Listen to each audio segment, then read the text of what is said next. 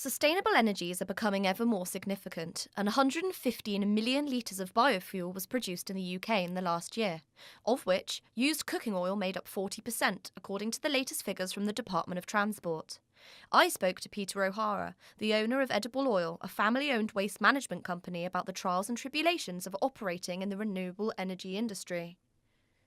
I decided to get my roots back to where I started. My family were farmers, and this is what I wanted to do. So in 2004, I decided to look at a product, and the product was supplying customers to the catering establishments with a cooking oil, and then when they were finished with that, reclaim it back and then turn it into a biofuel. We will supply you a new oil, we will take away your waste. And we obviously speak to the catering establishments because it's good for them to know where their cooking oil is going. And there's an awful lot of people buys into that, the fact that the way we do it, and knowing that they are helping to make our planet just a little bit greener.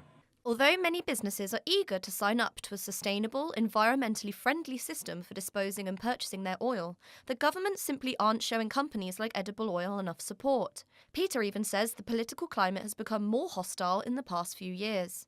Our motivation, if I can be political in this conversation, is we don't get enough from Westminster. I would think that their list, we're probably one of the areas down the bottom. So the first thing that's got to happen, put it back on top of the list, and then we can work together on the other aspects of it. But at the moment, I think we're just left standing. Countries like Germany, for example, they are supported better than we are here. And unfortunately, at this moment in time, we are struggling with our biodiesel production. We are isolated. We invested a lot of money in it, but now we're finding that we're virtually left with egg in our face because we have no support coming in from any direction to help us really to prop it up again. That's really where the heartache and everything comes in, because you're given so much energy and time into fulfilling something that you thought was going to be a great impact on modern day environmental applications. We're left just,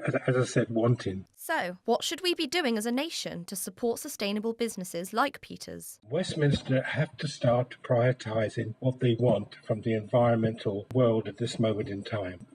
We as a company are trying all we can to minimise emissions. Education is another thing. We need to drive education through, open their eyes and ears to what is going on in the world today. There is climate change. People argue this question all the time, but just take the weather, the seasons. And for us to get on top of that, we all need to get together, work out a plan that is going to help the generations going forward. That's what we're doing this for. For Waste Not Want Not, this is Georgia Foxwell.